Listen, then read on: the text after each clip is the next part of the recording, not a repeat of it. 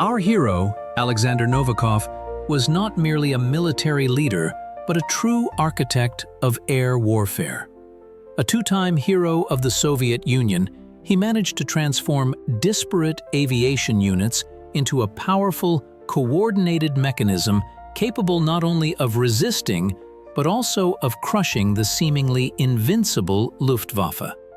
His name does not often appear in textbooks, but without his genius and foresight, the outcome of the Great Patriotic War could have been entirely different. He is that very Sky Marshal, whose legacy still defines the strategy and tactics of modern aviation. Our heavenly Marshal was born in the very heart of Russia, in the small village of Vereskovo, in the Kostroma Governorate, in 1901. His family was peasant, as simple as could be, but with strong roots and a work ethic that would later manifest in the character of Alexander Alexandrovich himself.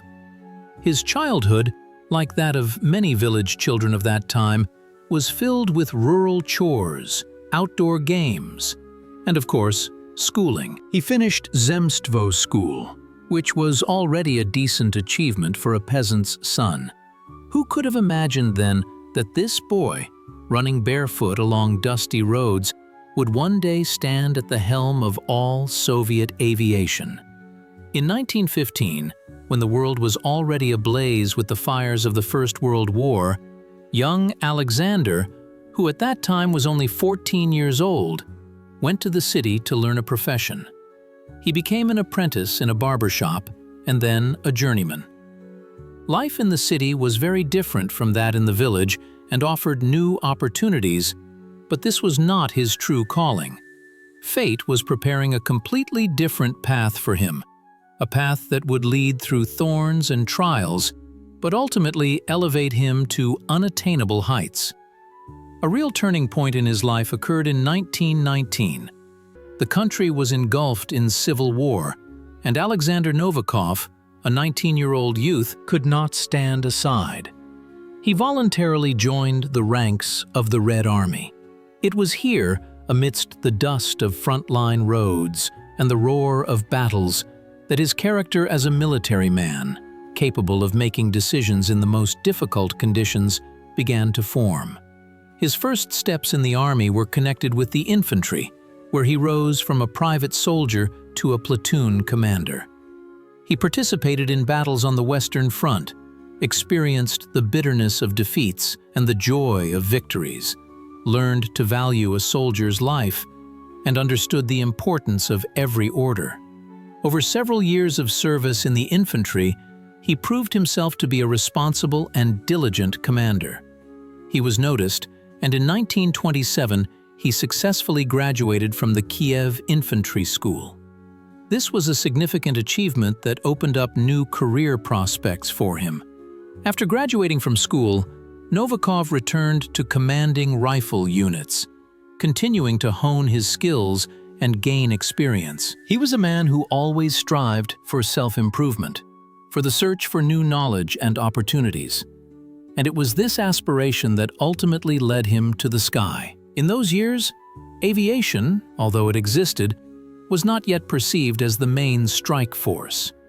Many saw in it only an auxiliary means.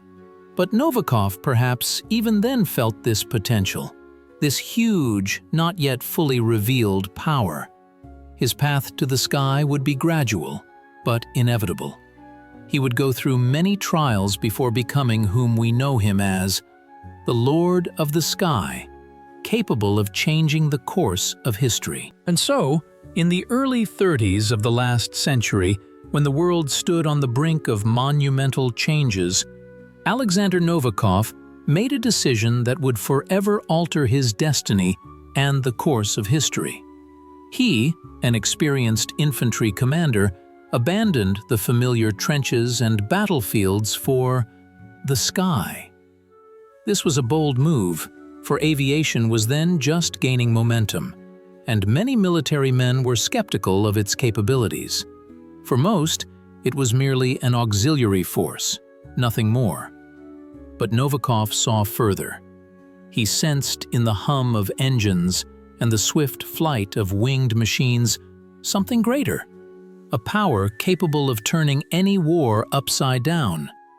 In 1933, he graduated from the advanced training courses for command personnel at the Zhukovsky Air Force Academy.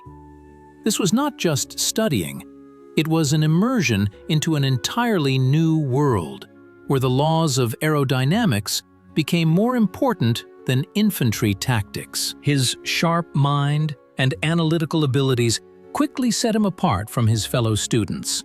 He didn't just master new knowledge, he processed it, applying it to the realities of future battles. Just a year later, in 1934, Novikov took command of a squadron. This was his first command position in aviation, and though a squadron is just a few planes, for him it was the first step towards the heights of aerial strategy. He plunged headfirst into service, studying not only the technology but also the psychology of pilots and the peculiarities of aerial combat. Everything interested him, from the aircraft's design to the minutest details of flight organization. He understood that for effective use of aviation, simply having good machines was not enough. A system was needed, skilled people were needed, tactics were needed that could transform disparate units into a unified, crushing fist. His career growth was rapid, almost phenomenal. Already in 1937, Alexander Alexandrovich became Chief of Staff of an aviation brigade, and then commander of the 8th Army Air Force. In just 4 years, he went from squadron commander to commanding an entire army. This spoke not only of his extraordinary abilities, but also of the fact that the country's leadership saw enormous potential in him. He didn't just follow orders, he thought strategically, anticipating the course of events. Novikov was one of the few who even then realized that future wars would be wars of engines, and above all, wars in the air. He saw how the world was changing, how aviation was transforming from an auxiliary tool into the main strike force. He understood that whoever controlled the sky would control the battlefield. And he dedicated himself to this goal, creating a powerful, invincible Soviet Air Force. He didn't yet know what trials awaited him, but even then, in the 30s, he was laying the foundation for future victories. His path to the sky was just beginning. But even then, it was clear that this man was born to become the master of airspace. By the end of the 1930s, as the world held its breath awaiting a new Great War, the Soviet Air Force presented a highly inconsistent picture. On the one hand, the country was actively developing its aviation industry, launching new types of aircraft, high-speed fighters, powerful bombers. It seemed as though everything was moving towards the creation of a formidable air armada. But behind the brilliant parades and records lay serious problems. Alexander Novikov, who already held responsible positions in aviation at that time, saw this perfectly. He understood that quantity does not always mean quality. I-15, I-16 fighters, SB bombers. At the time of their appearance, they were advanced machines, but technical progress did not stand still, and Western powers were already creating new generation aircraft that surpassed Soviet counterparts in speed, armament, and flight range. One of the main problems was the shortage of qualified personnel. With the rapid growth in the number of aircraft, there was not enough time to train pilots, navigators, and mechanics. Many pilots had insufficient flight hours, and their training was often one-sided, oriented towards peacetime.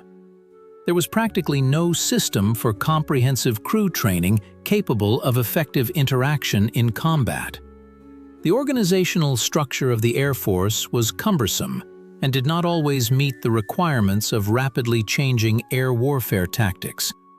Aviation units were scattered, and their interaction with ground forces left much to be desired.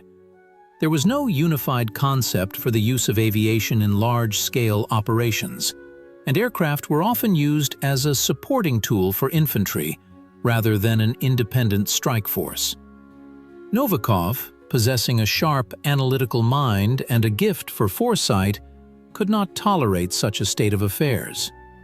He saw that without radical reforms, Soviet aviation risked being unprepared for the coming trials. Even before the war, he actively advocated for the introduction of new tactical methods, for the creation of specialized aviation formations capable of solving specific combat tasks. He insisted on the need to develop and implement more advanced aircraft capable of competing with the best examples of world aviation. His ideas, although not always fully supported by the higher echelons, nevertheless paved the way for future changes. He was one of those who understood that the future war would require not just the presence of aircraft, but their competent and massive application, the concentration of forces in decisive directions. Novikov saw aviation as an independent branch of the armed forces, capable not only of supporting ground operations, but also of delivering independent strikes deep into enemy territory, gaining air superiority. He foresaw that without this superiority, any ground operation was doomed to failure. His reformist ideas concerned not only equipment and tactics, but also the personnel training system. He insisted on increasing pilots' flight hours and on introducing new training methods that were as close as possible to combat conditions. He understood that only well-trained and equipped crews would be able to resist an experienced and strong enemy. These ideas, which at first seemed too bold or even unrealistic to many, later, in the fire of the Great Patriotic War, would become the foundation for creating the most powerful air force, capable of turning the tide of aerial combat. Novikov was not just a military man, he was a visionary who, long before the war began, foresaw its nature and prepared Soviet aviation for the coming battles. He knew a storm was coming and tried to prepare the sky for it. June 22, 1941. This day forever entered history as one of the most tragic. For Soviet aviation, it turned into a real nightmare. In the very first hours of the war, the Luftwaffe struck devastating blows at airfields, destroying thousands of aircraft even before they had a chance to take off. This was not just a blow, it was a catastrophe. The sky, which Novikov had so yearned for, literally collapsed on the heads of Soviet pilots. Novikov, who then headed the Air Force of the Northern Front, found himself at the epicenter of this hell. He saw with his own eyes how forces melted away, how yesterday's plans turned to dust. The enemy possessed not only numerical but also qualitative superiority. German Gotha and Gotha 1 were faster, better armed, and their pilots had invaluable combat experience gained in Spain and on the battlefields of Europe.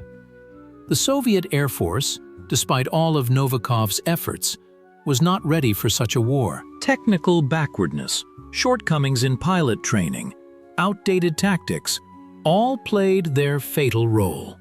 The reasons for the initial failures were complex. Firstly, the suddenness of the attack.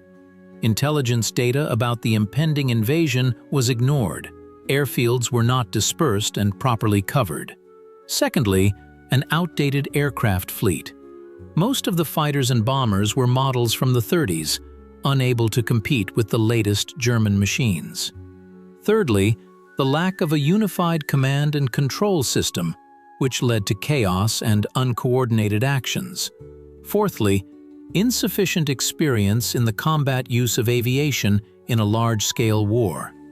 Novikov, despite the shock and bitterness of defeat, did not succumb to panic. He understood that now was not the time for despair, but a time for immediate action. His reaction was instantaneous and decisive. He realized that old methods and approaches no longer worked. The war demanded adaptation, rapid and radical changes. He began by analyzing the situation, trying to understand what exactly went wrong and how it could be corrected in conditions of retreat and constant losses. First, Novikov focused on preserving the remaining forces. He ordered the dispersal of aircraft, camouflaging airfields, and relocating units further from the front line, deep into the territory. This was a difficult but necessary step to avoid complete annihilation. He understood that every surviving aircraft, every pilot, was worth its weight in gold. The next step was the reorganization of the command system. Novikov insisted on simplifying the command vertical, on increasing the efficiency of decision-making.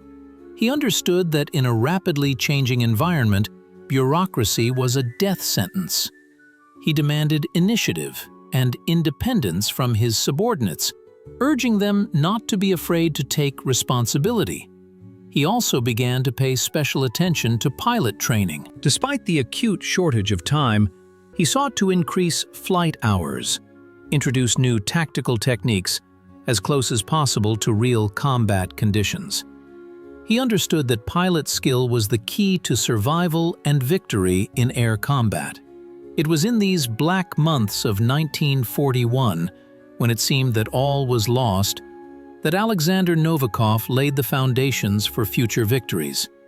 He did not just react to events, he learned from mistakes, adapted to the realities of war, and began to build a new, more effective system for the Soviet Air Force. His first steps to reorganize the air forces in the critical conditions of retreat were painful, but they were dictated by an iron will and a deep understanding that without strong aviation, victory was impossible. He began a process that would ultimately transform the Soviet Air Force into a mighty air armada, capable not only of stopping the enemy, but also of crushing him. The year 1942 arrived. The catastrophe of the first year of the war seemed only to temper Alexander Novikov. He did not break, but, on the contrary, became even more resolute. It was at this time, when the front stabilized and Soviet troops began to transition to active defense, that he clearly realized radical changes were necessary for victory in the air. Dispersed aviation divisions and regiments attached to combined arms armies were ineffective. They dissipated forces, could not concentrate on the main direction, and their deployment depended on the decisions of ground command, which often did not understand the specifics of air warfare. Novikov saw that it was impossible to achieve air superiority in this manner. He understood aviation must become an independent, powerful force capable of solving strategic tasks.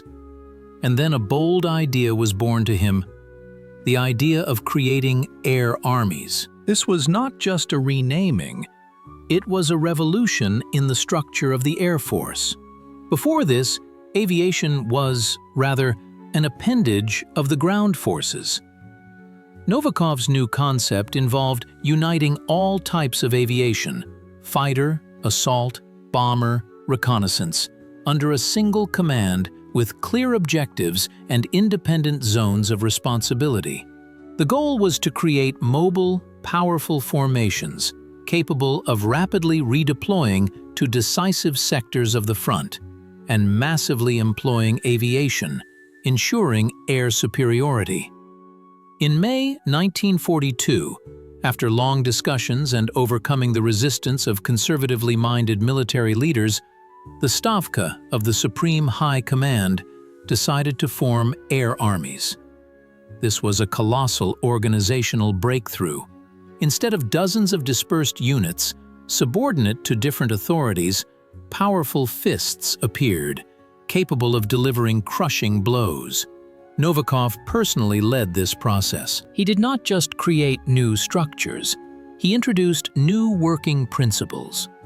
Key among them was the principle of force concentration.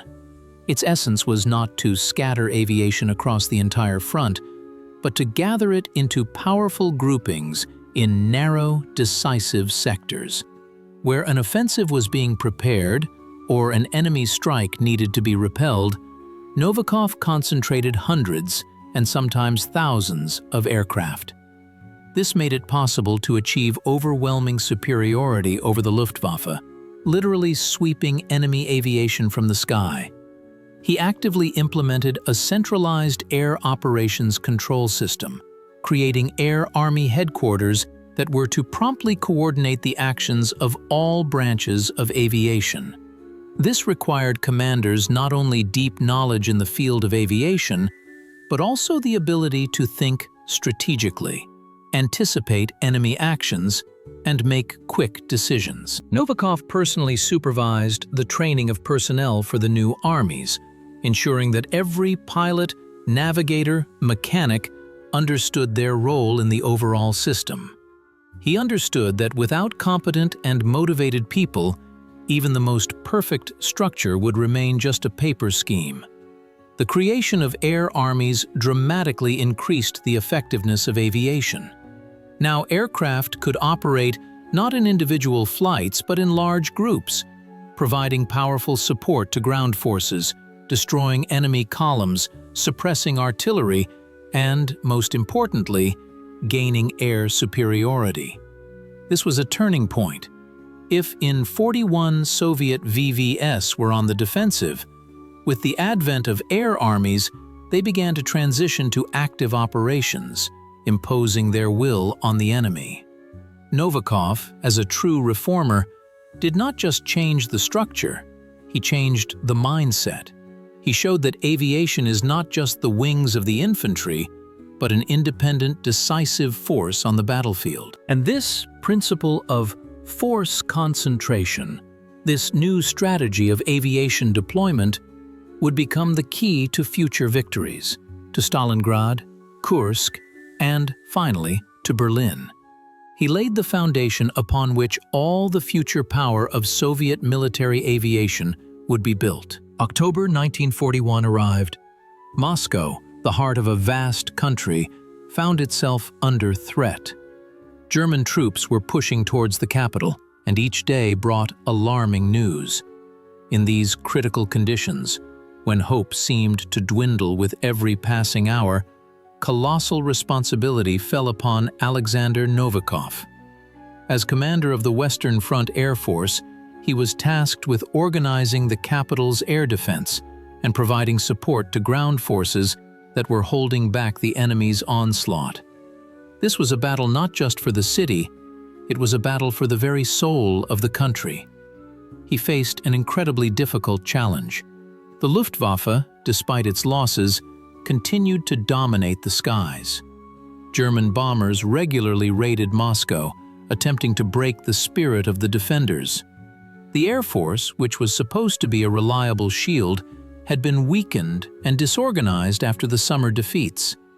But Novikov did not give up. He understood that without active air resistance, ground troops would be doomed.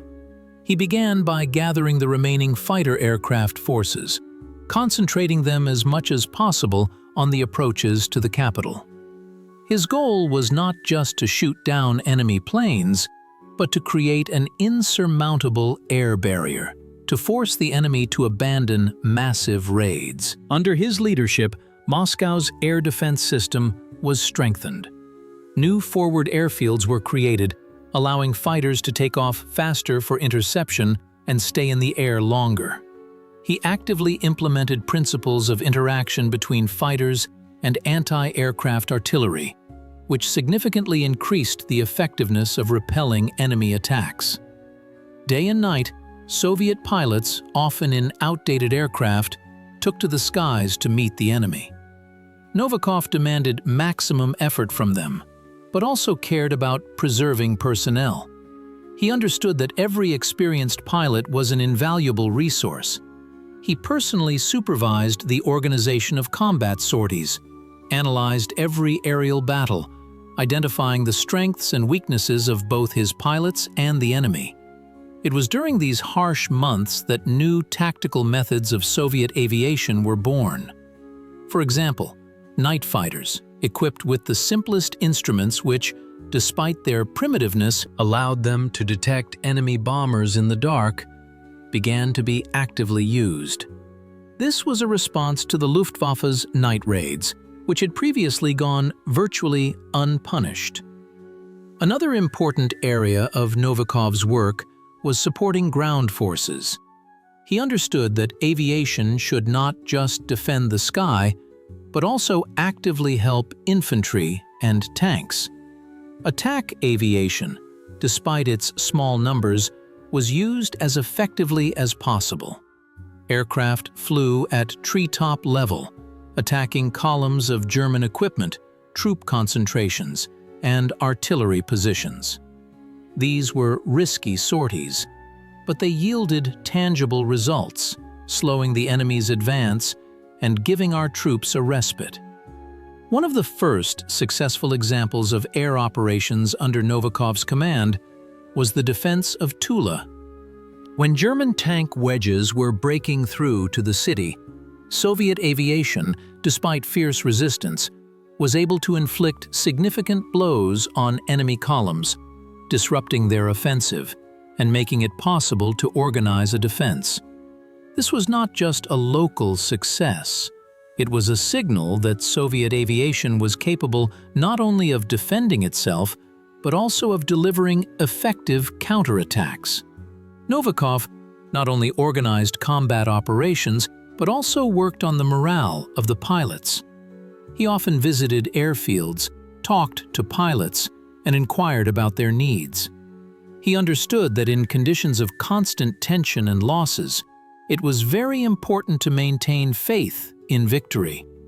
His firmness and confidence were passed on to his subordinates. The Battle of Moscow became a true school of survival and formation for Novikov. Here, he honed his organizational skills, and here, his ideas for reorganizing the Air Force were born, which would be implemented the following year. He showed that even in the most difficult conditions, one can find the strength to resist and win. The Moscow sky became a proving ground where many tactical methods were refined, forming the basis for future victories. Soviet pilots, hardened in the battles for the capital, gained invaluable experience that would serve them well in the upcoming large-scale battles. By the autumn of 1942, Stalingrad had become a hell on earth. The city was engulfed in flames, every house a fortress, every meter of land a battlefield. Paulus's German Sixth Army pressed forward, but Soviet soldiers stood their ground to the death. During this time, the strategic importance of the airspace over Stalingrad became evident. The Luftwaffe, using its superiority, not only bombed the city, but also actively supplied the advancing troops. Novikov, now commander of the Red Army Air Force, understood that without air superiority, it was impossible to turn the tide. He didn't just command, he was the architect of the aerial battle, developing a plan that would go down in history as one of the most brilliant air operations. When Soviet troops launched Operation Uranus in November, encircling Paulus's Stalingrad grouping, Novikov faced a task of incredible difficulty: to organize an aerial blockade of the surrounded enemy. This meant not only destroying enemy transport aircraft, but also suppressing German fighter aviation, which covered the convoys. He concentrated powerful air forces near Stalingrad, transferring hundreds of fighters, attack aircraft, and bombers from various parts of the front. The principle of force concentration, which he had developed earlier, was now applied in full. Special fighter groups were formed, tasked with constant patrolling of the airspace over the, quote, relentlessly hunting enemy transport planes. Every sortie was fraught with enormous risk, but the pilots understood the importance of their mission. Coordination with ground forces was established at an unprecedented level. Air Army headquarters worked in close contact with combined arms commanders. Pilots received real-time information on enemy movements and the location of their own troops. IL-2 attack aircraft, nicknamed, quote, 1, struck German airfields, destroying planes on the ground and supply columns attempting to break through to the encircled units. The battles with German transport aviation were particularly fierce. The Luftwaffe tried to organize an "2" to supply Paulus's army, delivering ammunition, fuel, and provisions. But Soviet fighters, acting according to Novikov's tactics, literally shut down the sky. They shot down dozens of German transport planes, preventing them from reaching their destination. It was a true battle for every kilogram of cargo, for every aircraft. Novikov personally supervised the air blockade. He demanded maximum aggression and initiative from his commanders. Under his leadership, new tactical methods for countering enemy transport aviation were developed, including night interceptions and the creation of multi-layered fighter screens. As a result of these actions, the air bridge, on which Paulus had so heavily relied, was destroyed. German soldiers in the Stalingrad, quote, began to experience acute shortages of everything, from ammunition to food. This demoralized them and accelerated the final collapse. Novikov's contribution to the victory at Stalingrad is difficult to overstate. He not only ensured air superiority, but also created conditions under which the encircled enemy grouping was doomed.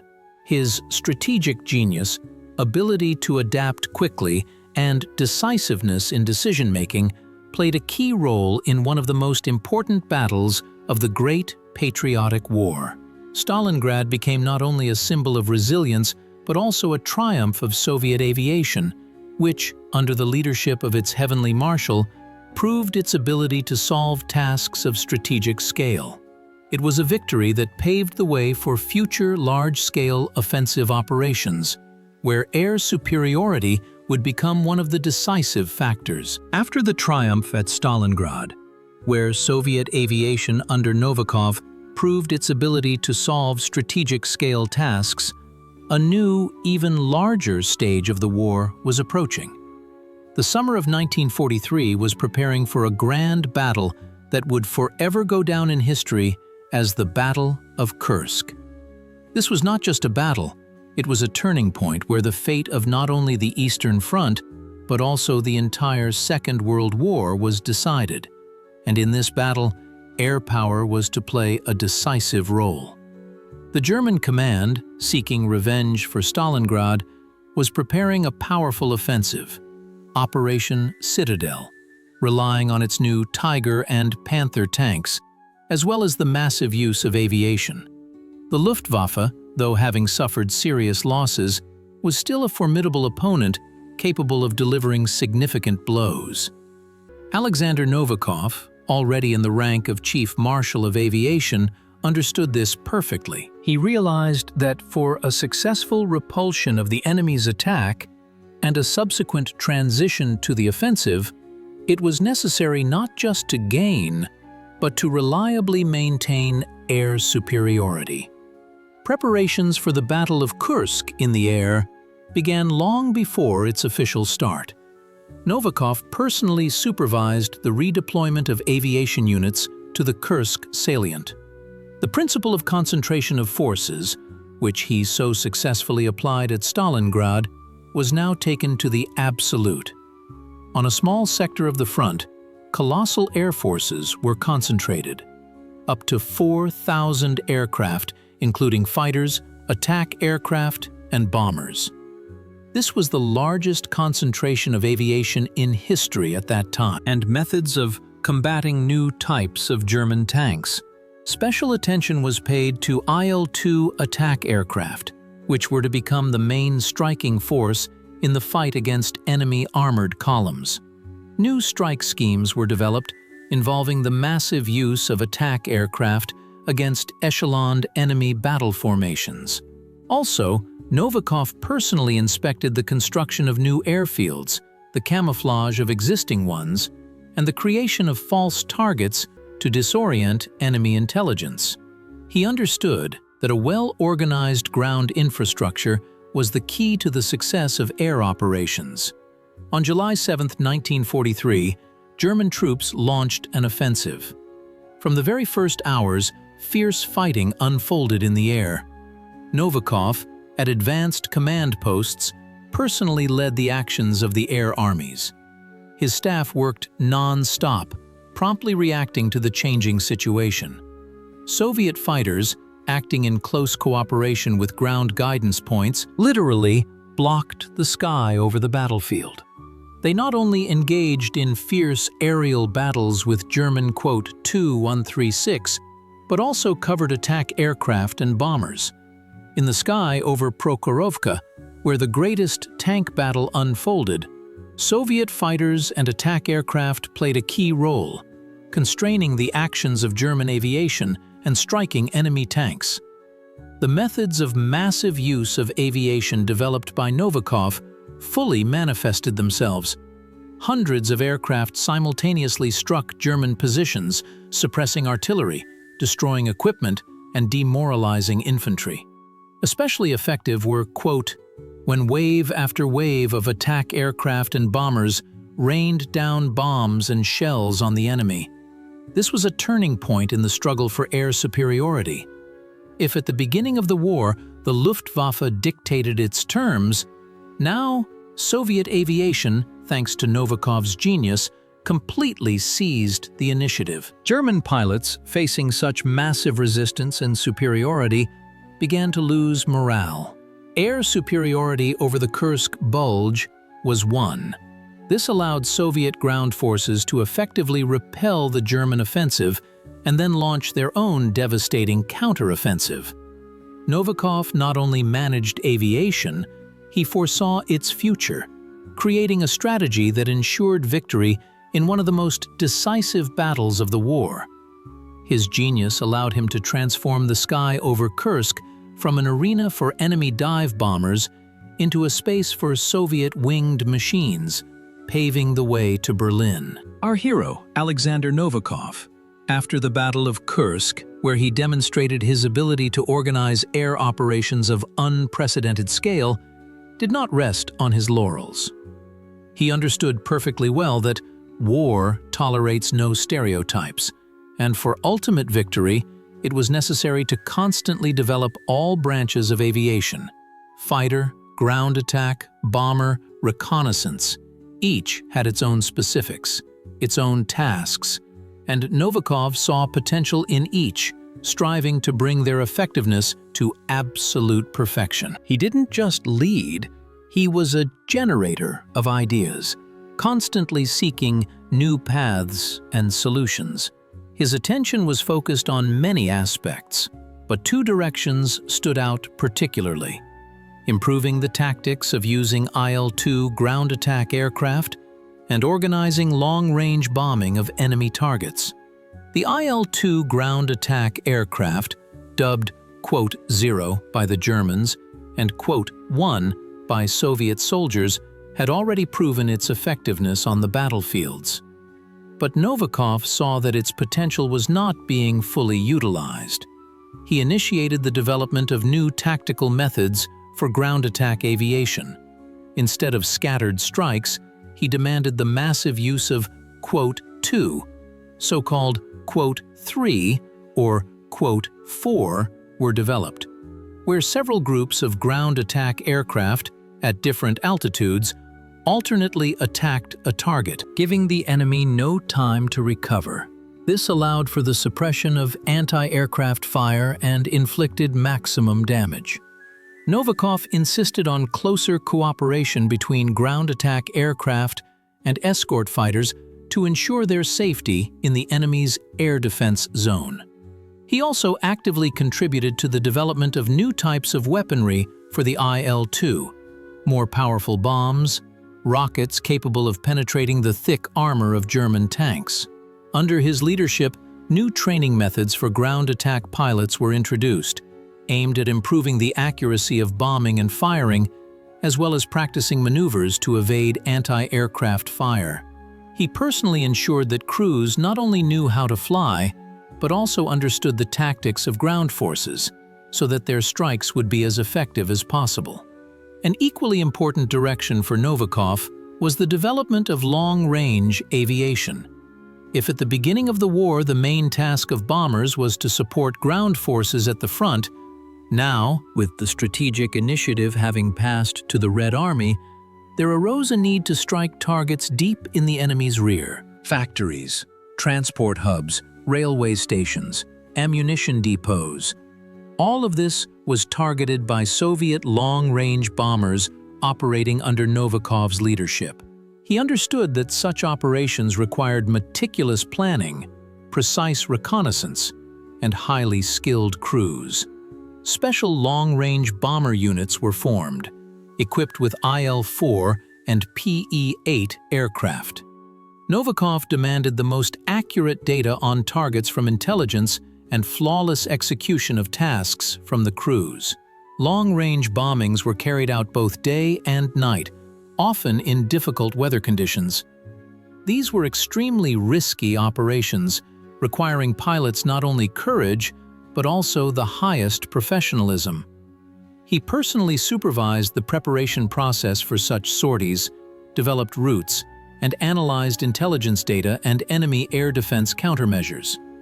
The goal was not just to drop bombs, but to inflict maximum damage on the enemy's infrastructure, undermine its military potential, and demoralize the population. Novikov also actively developed reconnaissance aviation, understanding that without accurate data on the enemy, any operation was doomed. He demanded from reconnaissance aircraft not only photographs, but also detailed information on troop movements, the location of defensive structures, and the condition of airfields. New methods of aerial photography and radio intelligence were developed, allowing information to be obtained even in conditions of strong opposition. The development of all branches of aviation under Novikov's leadership proceeded in parallel, complementing each other.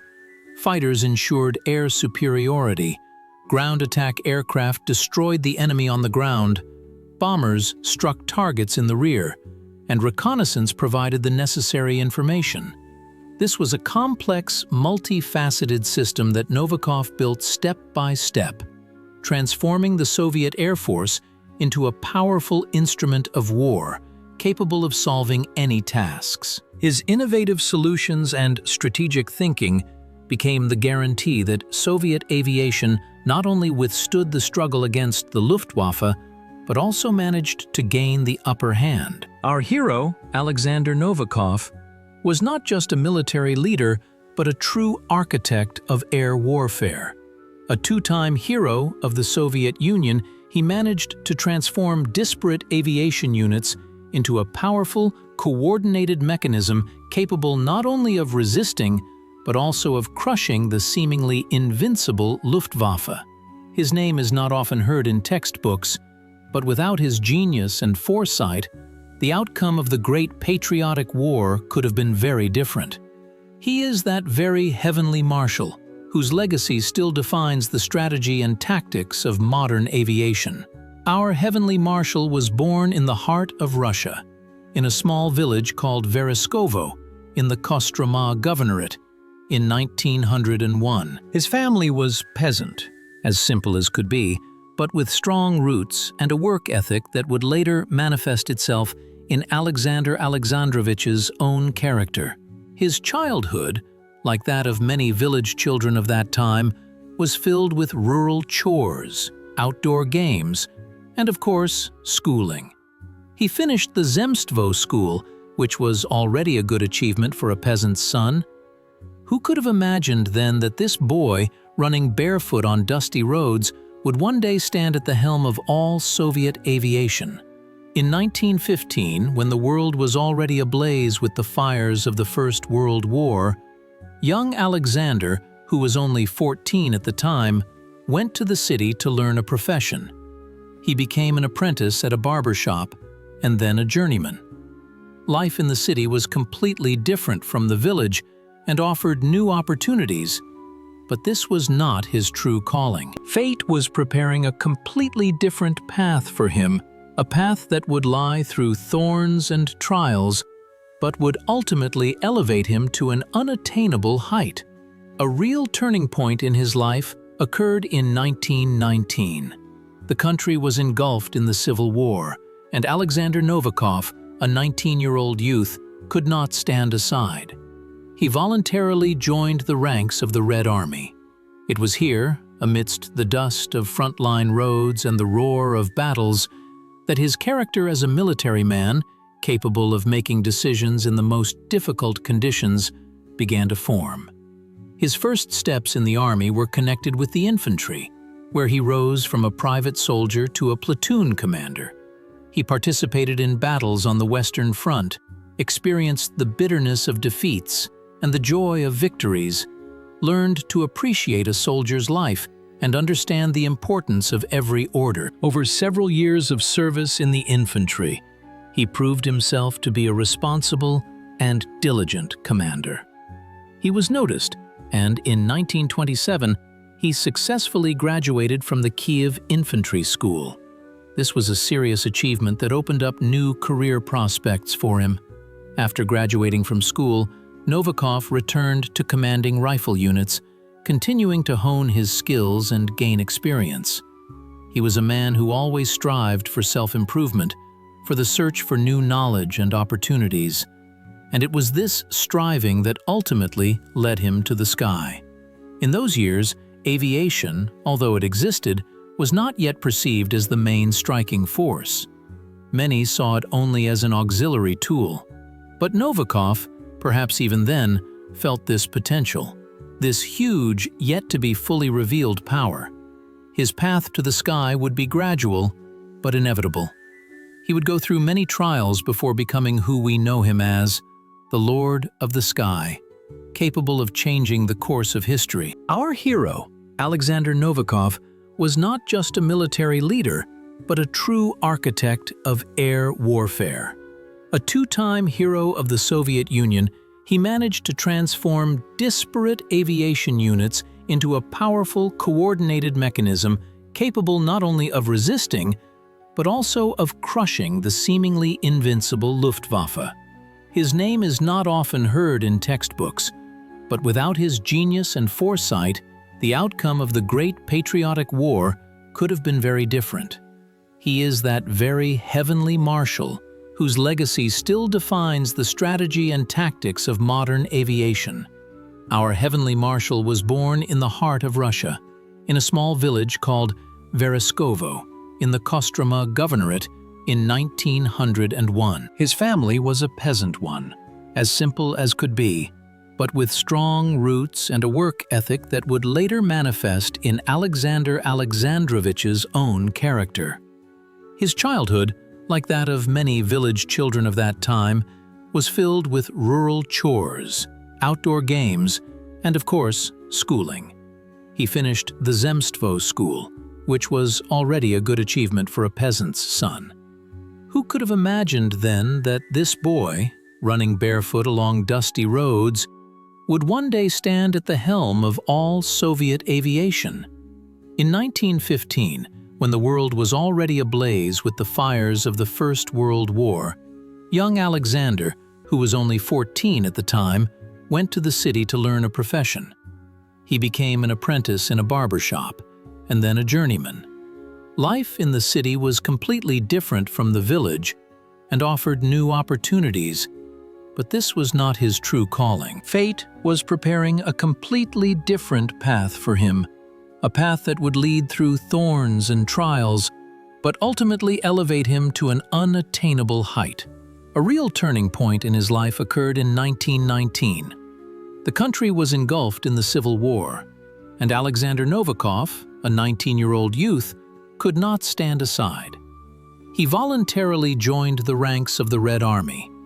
It was here, amidst the dust of frontline roads and the roar of battles, that his character as a military man, capable of making decisions in the most difficult conditions, began to form. His first steps in the army were connected with the infantry, where he rose from a private soldier to a platoon commander. He participated in battles on the Western Front, experienced the bitterness of defeats and the joy of victories. learned to value a soldier's life and understand the importance of every order. Over several years of service in the infantry, he proved himself to be a responsible and diligent commander. He was noticed, and in 1927, he successfully graduated from the Kiev Infantry School. This was a serious achievement that opened up new career prospects for him. After graduating from the school, Novikov returned to commanding rifle units, continuing to hone his skills and gain experience. He was a man who always strived for self-improvement, for the search for new knowledge and opportunities, and it was this striving that ultimately led him to the sky. In those years, aviation, although it existed, was not yet perceived as the main strike force. Many saw it only as an auxiliary means, but Novikov, perhaps even then, felt this potential, this enormous yet not fully revealed power. His path to the sky would be gradual but inevitable. He would go through many trials before becoming whom we know him to be, the Lord of the Sky, capable of changing the course of history. Our hero, Alexander Novikov, was not just a military leader but a true architect of air warfare. A two-time hero of the Soviet Union, he managed to transform disparate aviation units into a powerful, coordinated mechanism capable not only of resisting, but also of crushing the seemingly invincible Luftwaffe. His name is not often heard in textbooks, but without his genius and foresight, the outcome of the Great Patriotic War could have been entirely different. He is that very heavenly Marshal, whose legacy still defines the strategy and tactics of modern aviation. Our heavenly Marshal was born in the very heart of Russia, in the small village of Vereskovo, in the Kostroma governorate, in 1901. His family was peasant, as simple as could be, but with strong roots and diligence, which would later manifest in Alexander Alexandrovich's own character. His childhood, like that of many village children of that time, was filled with rural chores, outdoor games, and of course, schooling. He graduated from the Zemstvo school, which was already a good achievement for a peasant's son. Who could have imagined then that this boy, running barefoot along dusty roads, would one day take the helm of all Soviet aviation? In 1915, when the world was already ablaze with the fires of the First World War, young Alexander, who was only 14 at the time, went to the city to learn a profession. He became an apprentice in a barber shop, and then a journeyman. Life in the city was completely different from that in the village and offered new opportunities. But this was not his true calling. Fate was preparing a completely different path for him, a path that would lead through thorns and trials, but ultimately elevate him to an unattainable height. A real turning point in his life occurred in 1919. The country was engulfed in civil war, and Alexander Novikov, a 19-year-old youth, could not stand idly by. He voluntarily joined the ranks of the Red Army. It was here, amidst the dust of frontline roads and the roar of battles, that his character as a military man began to form, capable of making decisions in the most difficult conditions. His first steps in the army were associated with the infantry, where he rose from a private soldier to a platoon commander. He participated in battles on the Western Front, experienced the bitterness of defeats and the joy of victories, learned to value a soldier's life and understand the importance of every order. Over several years of service in the infantry, he proved himself to be a responsible and executive commander. He was noticed, and in 1927, he successfully graduated from the Kiev Infantry School. This was a significant achievement, opening up new career prospects for him. After graduation, Novikov returned to commanding rifle units, continuing to hone his skills and gain experience. He was a man who always strived for self-improvement, for the search for new knowledge and opportunities. And it was this striving that ultimately led him to the sky. In those years, aviation, although it existed, was not yet perceived as the main strike force. Many saw it only as an auxiliary means. But Novikov, perhaps even then, felt this potential, this enormous yet not fully revealed power. His path to the sky would be gradual but inevitable. He would go through many trials before becoming who we know him to be, the Lord of the Sky, capable of changing the course of history. Victory. May of 1945. It would seem that for Alexander Novikov, Chief Marshal of Aviation, twice hero of the Soviet Union, the time of well-deserved glory and recognition had come. He, the man who virtually created the wartime Soviet Air Force, transforming them from scattered units into the most powerful air armada, stood at the origins of the Great Victory. His name was known and respected throughout the world. His contribution to the defeat of the Luftwaffe was undeniable. But history, as is known, does not tolerate straightforwardness and often takes sharp, tragic turns. And for Novikov, this turn came unexpectedly, cruelly, literally a few months after the end of the war, when the echo of the last salvos had not yet faded. In April 1946, as the country healed its wounds and heroes returned home, Alexander Novikov was arrested. It was a shock. The man who had been celebrated just yesterday as one of the main architects of victory found himself behind bars. The accusations were absurd: conspiracy, treason, sabotage in the aviation industry. It sounded like a bad dream, but it was a harsh reality. No evidence, no real grounds for such accusations existed. This was a typical political case for that time, inspired from above. Behind this arrest were not military but political intrigues, a struggle for power and influence in the post-war country. Many researchers agree that Novikov became a victim of the aviation case, inspired by Lavrenti Beria, who sought to weaken the influence of the military and strengthen his own position. The Marshal of Aviation, who had enormous authority and was directly subordinate to Stalin during the war, represented too strong and independent a figure. His success, his fame, his straightforwardness and independence of judgment became fatal for him. Novikov spent long, agonizing 6 years in captivity. He was subjected to interrogations, torture, moral pressure, trying to extract a confession to non-existent crimes. But even in these inhuman conditions, he did not break. He refused to admit guilt, defending his honor and dignity. In 1951, against the backdrop of brewing changes in the country and the weakening of Beria's position, Novikov's case was reviewed, and he was rehabilitated. This was not just a release, it was a restoration of justice, albeit belated.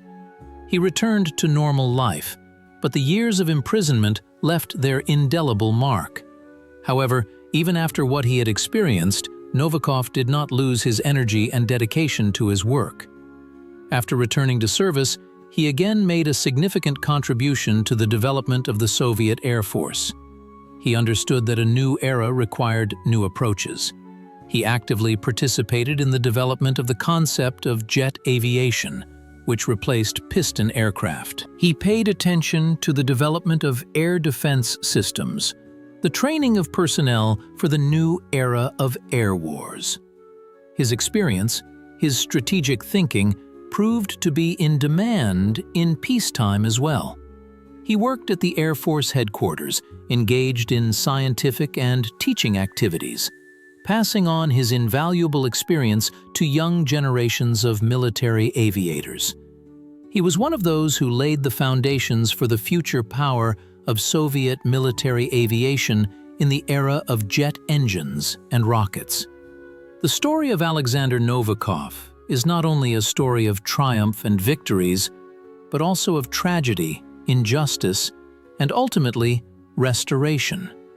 It is a vivid example of how political intrigues can break the fate of even the most outstanding people, but also that true talent and dedication to one's work cannot be completely destroyed.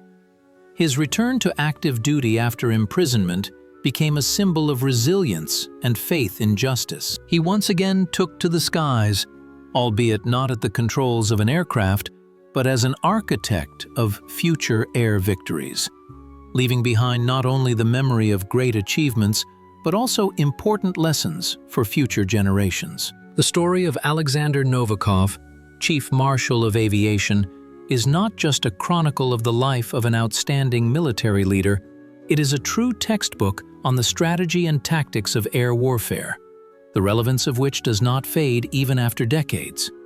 His activities, his organizational genius, his ability to think one step ahead not only determined the outcome of the Great Patriotic War, but also laid the foundation for the development of air forces worldwide.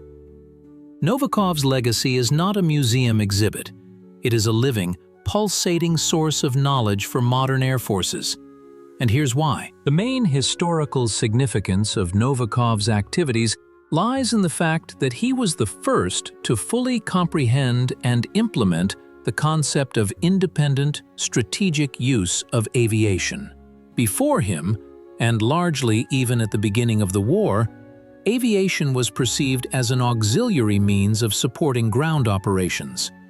Novikov, however, transformed it into a powerful striking force capable of solving operational strategic tasks, from gaining air superiority to destroying the enemy's deep rear.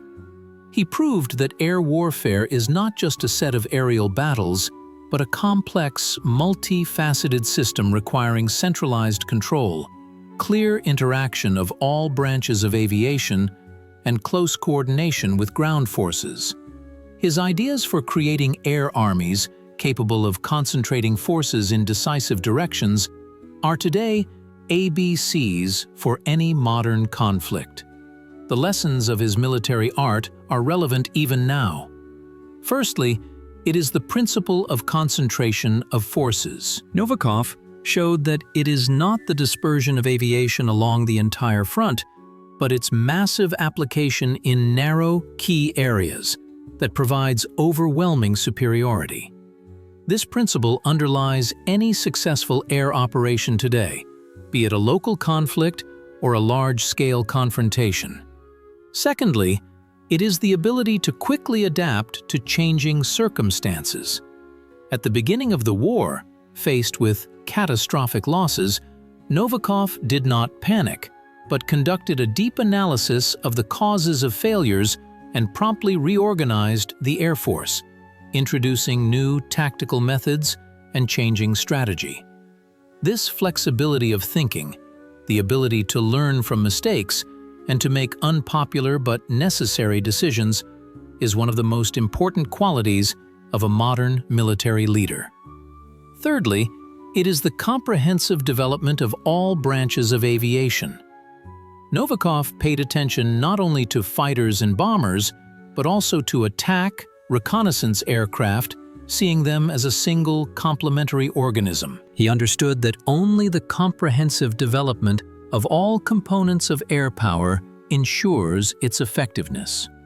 His work on improving the tactics of using IL-2 attack aircraft, organizing long-range bombing, and developing reconnaissance systems, all these are examples of a systemic approach to the development of the Air Force. Fourthly, the human factor. Novikov, despite his demanding nature, always cared about pilots, understanding that they are the main value. His attention to personnel training, the creation of effective teaching methods, and the maintenance of high morale. These are aspects that will never lose their significance. Modern air forces, facing new challenges, from hybrid wars to the development of unmanned technologies, can find answers to many questions in Novikov's legacy. His approach to organizing air operations, his strategic thinking, his ability to see the future of aviation, all this makes him not just a historical figure, but an eternal teacher for those who protect the sky today. He showed that victory in the air is not only technical superiority, but first and foremost, superiority of thought, spirit, and organization. And in this lies his main, immortal legacy.